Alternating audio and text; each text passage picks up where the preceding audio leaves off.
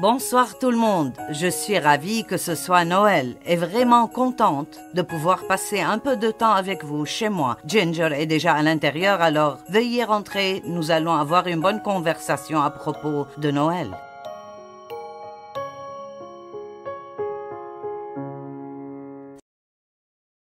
Salut Ginger, eh bien j'ai ramené beaucoup de nos amis ici, chez moi aujourd'hui et c'est nous vraiment allons bon. parler de choses formidables concernant Noël. Eh bien, c'est merveilleux de pouvoir passer quelque temps de Noël avec toi. Merci. Et les gens nous ont envoyé des questions amusantes et nous allons parler de choses importantes, bien sûr. Il y a tellement Oui. de choses merveilleuses à célébrer à C'est Noël. vrai. Alors, commençons avec une question amusante. Elle nous provient de Melinda.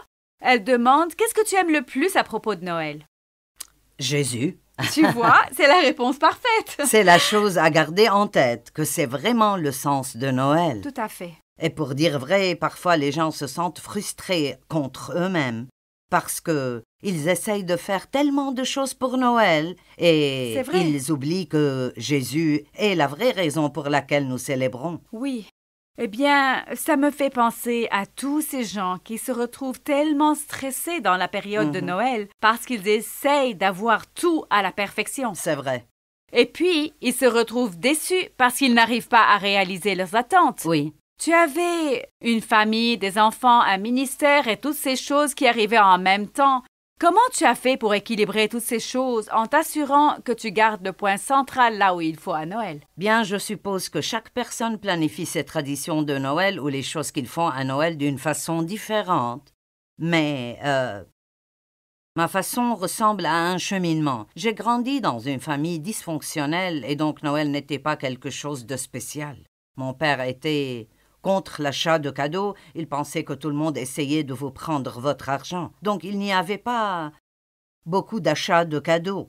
Et si je recevais quelque chose à Noël, c'était probablement une chose. Et je ne me rappelle pas avoir jamais rien reçu. Et j'ai trouvé que comme ma famille grandissait, les choses devaient toujours changer. Et je pense personnellement que c'est bien d'avoir des traditions, mais on ne peut pas être légaliste à leur égard. Oh oui. Ils ne peuvent pas être comme « nous allons devoir faire ça pour toujours ». Pour un temps, comme ma belle-mère était vivante, Dave a beaucoup de frères et sœurs et ils ont tous des enfants et donc c'était une grande famille et il était vraiment important pour elle que nous soyons tous là la veille de Noël.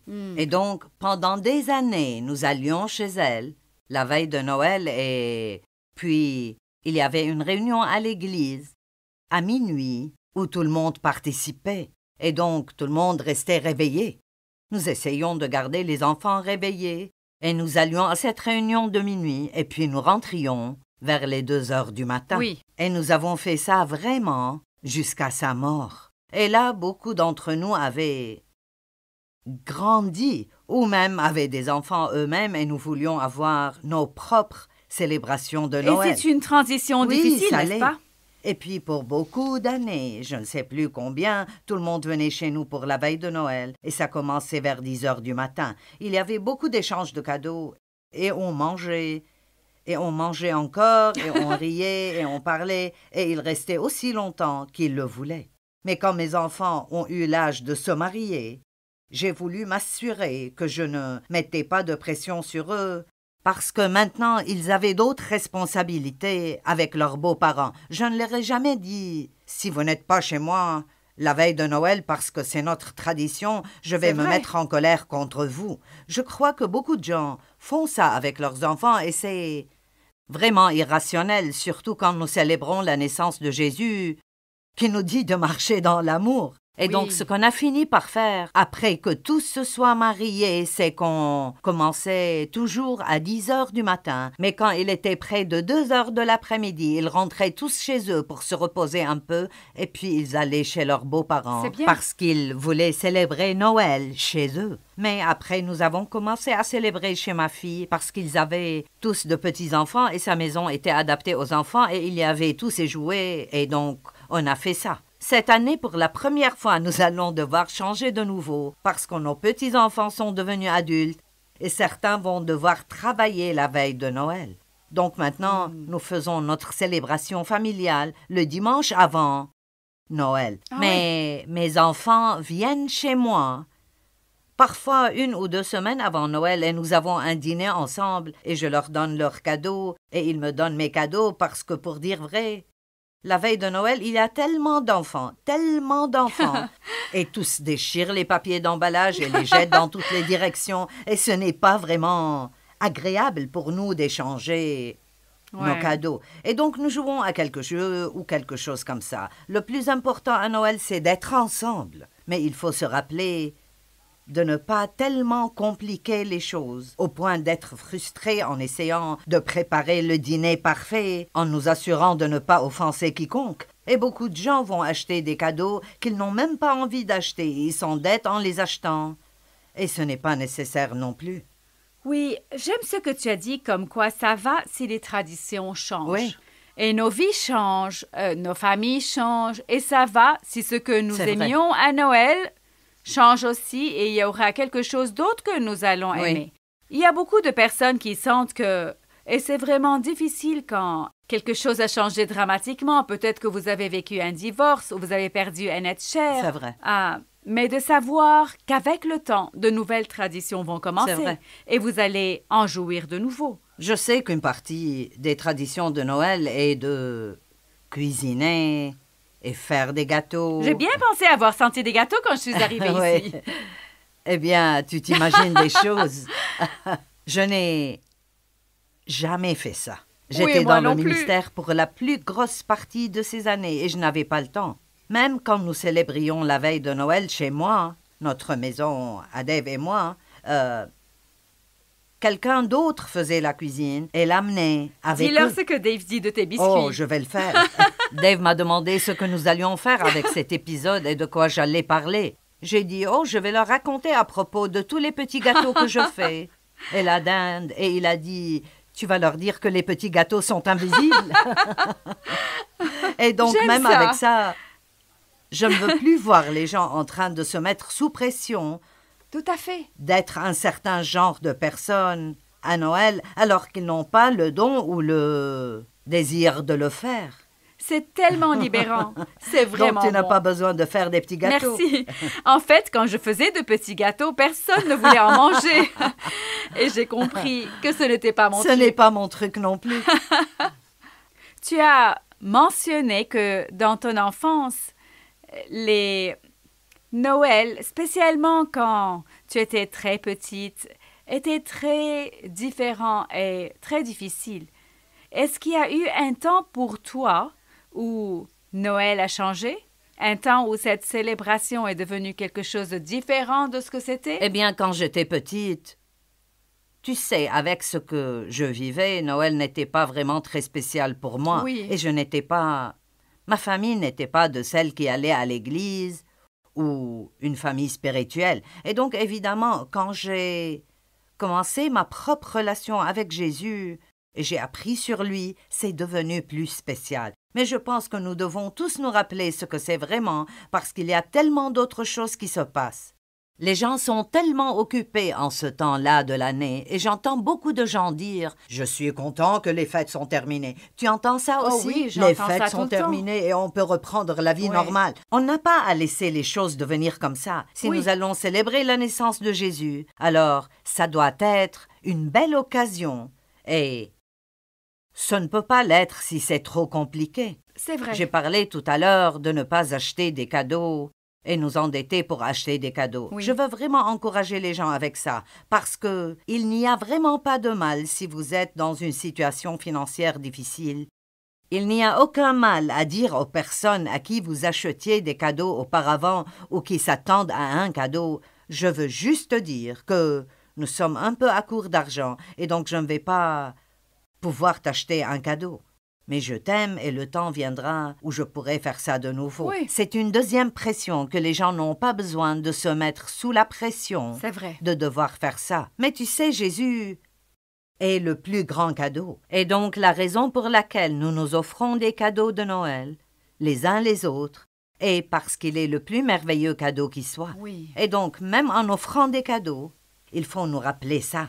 Ce n'est pas à propos de combien d'argent nous dépensons, c'est vraiment du cœur que nous y mettons en nous rappelant pourquoi nous le faisons, en nous assurant que nous ne nous impliquons pas dans des arguments familiaux et en mettant tout le monde en colère. Noël devrait être un temps joyeux et festif où nous gardons Christ au centre de la fête. Oui, je crois que c'est un tel encouragement pour toute personne qui nous écoute aujourd'hui.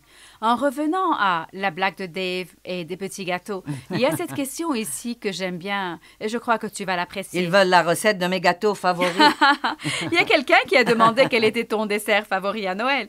Mais celle-là est de Ashley et elle dit « Est-ce que tu regardes tous les films de Noël de Hallmark et quel est ton film de Noël favori? » J'aime parler des films Hallmark avec toi parce que je sais que dans ta famille, c'est un peu comme... Tout le monde aime le film « La vie est belle » et je l'aime aussi, mais je ne suis pas le genre de personne qui pourrait le revoir année après année. Comme tu le sais déjà, Dave est un fanatique de Hallmark. Je veux dire, il aime les films de Hallmark. Je les aime aussi et je remercie Dieu qu'ils font de bons films sains pour toute la famille. Ouais. Mais je peux en regarder juste quelques-uns en une courte période parce que je sens que je peux dire quelle sera la fin du film dès les premières 5 minutes. Quoi? Et je ne veux pas dire que... Mais tu comprends, avec ma personnalité, j'ai besoin d'un peu de mystère, tu sais. Alors, oui, je regarde les films de Noël de Hallmark, mais je ne peux qu'en regarder quelques-uns.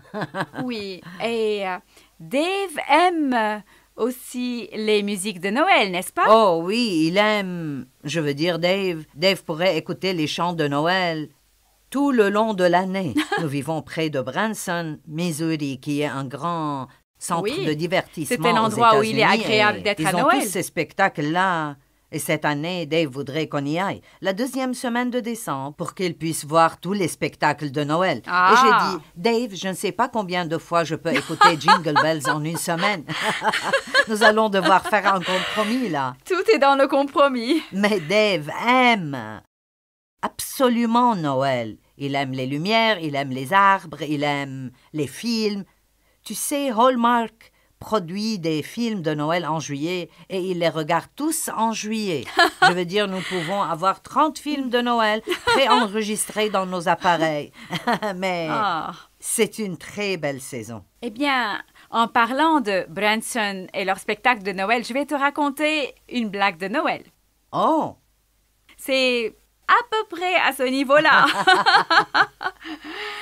Elle dit « Où est-ce que Marie et Joseph ont mis l'enfant Jésus à la naissance? » La réponse est à la crèche. Oh!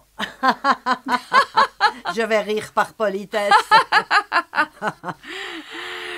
OK, je vais accepter ça. Je vais te poser une autre question. La question est « Quel est le meilleur cadeau de Noël que tu aies jamais reçu? » Et je trouve intéressant ce que tu venais juste de dire à propos de ta perception sur les cadeaux de Noël qui a changé parce que tu n'en recevais pas quand tu étais petite et puis maintenant savoir ce qui est important et qu'est-ce qui ne l'est pas. Alors quand tu parles des meilleurs cadeaux, je crois que tu as déjà répondu Oui, je à ne ça. sais pas quoi dire sur un cadeau de Noël favori. Mes enfants travaillent dur en essayant de trouver quelque chose qu'ils pensent vraiment que je vais aimer. Et donc, ensemble, ils ont été à différents moments pour m'acheter un beau bijou.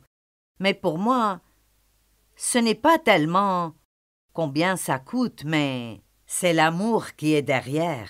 Et nous en sommes arrivés au point maintenant où, réellement, je n'achète plus de cadeaux parce que tout le monde dans ma famille aimerait vraiment ou bien de l'argent ou un chèque cadeau. Et il y a un grand nombre de personnes qui ont recours à ça. Tu peux demander à beaucoup et ils préféreront le chèque cadeau parce que combien de fois nous faisons des achats et nous achetons quelque chose pour quelqu'un et ce n'est pas quelque chose qu'ils aiment ou ce n'est pas leur taille. Une fois, j'ai acheté à plusieurs personnes un chèque cadeau pour aller faire un massage et 2 ou 3 ans plus tard, ils n'y sont jamais allés. Ça, Ouais. J'aime donner des cadeaux et si je sais que quelqu'un veut quelque chose, alors j'irai le lui acheter. Mais je ne veux pas juste acheter des choses pour acheter et remplir une obligation. Je veux que ce soit quelque chose que quelqu'un va réellement utiliser. C'est vrai. C'est ça. Et C'est ça. donner des cadeaux est vraiment un de tes langages d'amour. Ça l'est. J'aime faire ça et donc Oui. j'aime cette partie de Noël que c'est un temps pour donner et j'aime aussi trouver des gens qui sont hors de ma famille et qui sont peut-être dans le besoin financièrement à ce moment de l'année. Et je ne fais pas ça juste à Noël, mais c'est un bon temps pour tendre la main aux gens parce que c'est la saison où nous montrons l'amour les uns aux autres à travers le don de cadeaux. Dieu nous a montré son amour en nous donnant le don du Messie à Noël. Et c'est le meilleur cadeau du monde. C'est le meilleur cadeau du monde et nous devons nous en rappeler. Oui, oui.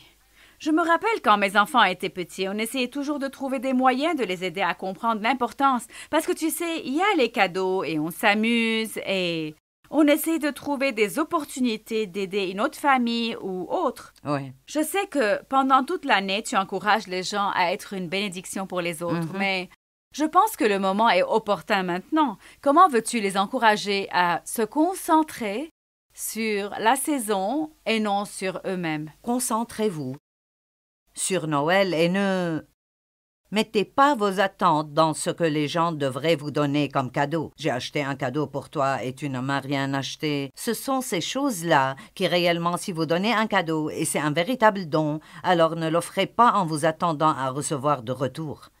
Gardez les gens libres. Ayez des traditions, mais si ces traditions devaient changer, alors changez-les parce que ce n'est pas là l'important, c'est Jésus.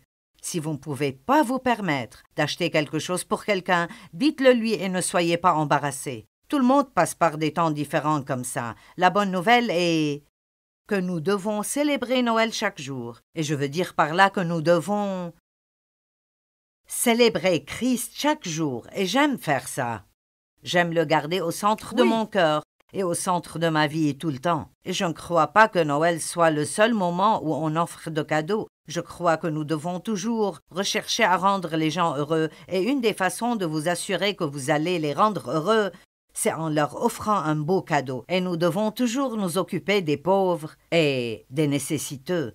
Et je crois que c'est bien de parler pour une minute des gens qui sont tout seuls à Noël et de ce qu'ils ressentent. Et nous sommes là assis à parler de nos familles et des grandes familles et comment les gérer. Mais il y a beaucoup de personnes qui sont seules à Noël. C'est vrai. Et si tu es une de ces personnes, je veux t'assurer que tu n'es pas seule, parce que Jésus est toujours avec toi.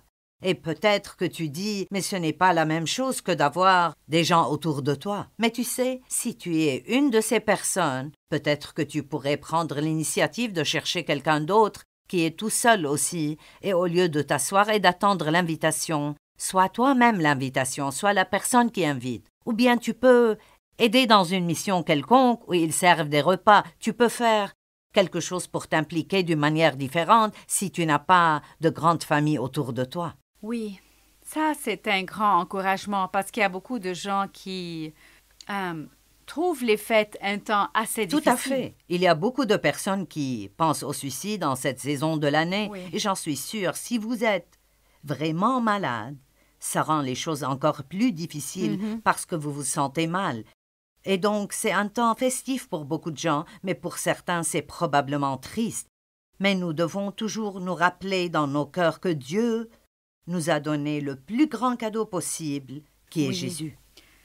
Je trouve qu'il y a quelque chose de très beau de passer de Noël vers Pâques dans le calendrier parce que le fait que Jésus soit venu comme un tout petit bébé innocent, qu'il était prêt à quitter les splendeurs du ciel, les gloires du royaume, C'est vrai. de devenir humain pour comprendre ce par quoi on passe, et puis de grandir pour devenir un homme qui sacrifie C'est vrai. tout pour nous. Et c'est facile d'oublier tout ça avec tout ce qui se passe. C'est vrai. Ou de juste voir Jésus comme un bébé dans une mangeoire et de ne pas penser à tout ce que cette saison a d'importance pour nous et de ce que Jésus a fait pour Je nous. ne crois pas que nous pouvons, avec les limitations de notre cerveau, comprendre vraiment le cadeau que Dieu nous a donné.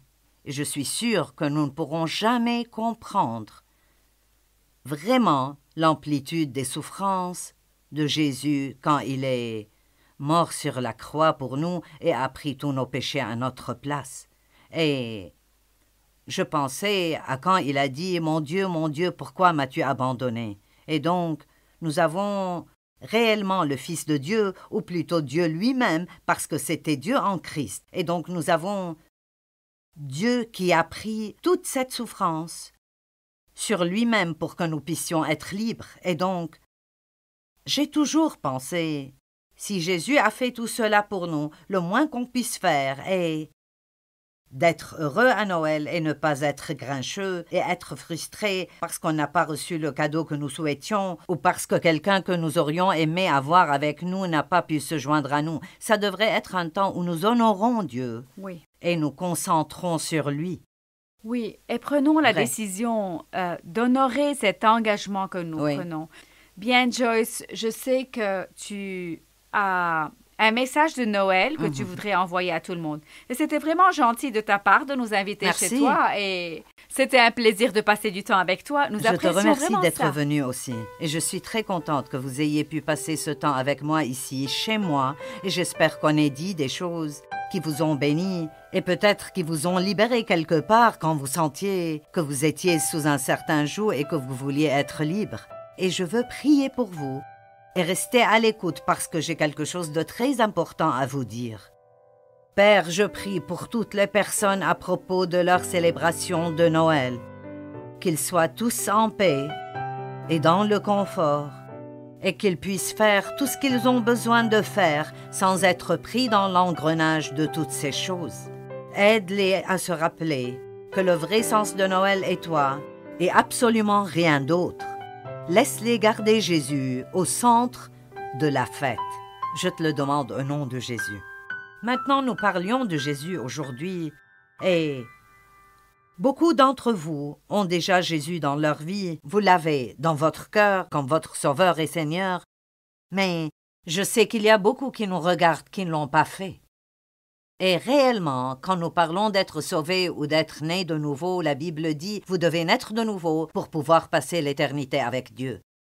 Et ça veut dire vraiment que vous devez vous repentir d'avoir vécu une vie de péché, mais vous devez être prêt à vous détourner de cette vie. Le mot repentance veut dire aller dans une direction opposée. Et si vous êtes prêt à confesser aujourd'hui que vous êtes pécheur et que vous êtes prêt à vous éloigner du péché et vous voulez Jésus dans votre vie, vous voulez son salut et vous voulez passer le restant de votre vie à le servir et vous voulez prier avec moi, je vais prier une courte prière, mais qui est vraiment importante.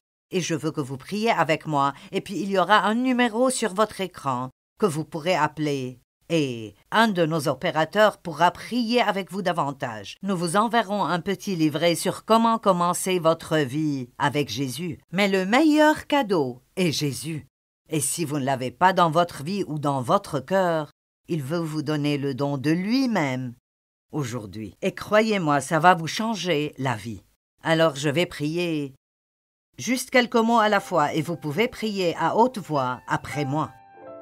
Père, je t'aime. Et je crois que Jésus est ton Fils et que tu l'as envoyé sur terre pour vivre et mourir pour moi. Je sais que je suis un pécheur et je suis désolé pour la vie que j'ai vécue. Et je te demande de me pardonner. Et je me repens, je suis prêt à marcher dans la direction opposée. Je veux être un disciple de Jésus. Je veux apprendre ses voies et être tout ce que tu veux que je sois. Alors Jésus, je crois que tu es le Fils de Dieu, Dieu lui-même. Je crois que tu as vécu et tu es mort pour moi et que tu es ressuscité d'entre les morts. Je te demande de venir dans mon cœur maintenant et de me recevoir comme ton enfant. Dans le nom de Jésus. Amen. Eh bien, pour tous nos amis, et vous êtes de nos amis, des amis spéciaux, je veux vous souhaiter un joyeux Noël et de bonnes fêtes de Noël. Rappelez-vous que Jésus est la raison pour cette saison et gardons-le au centre de la fête. Que Dieu vous bénisse.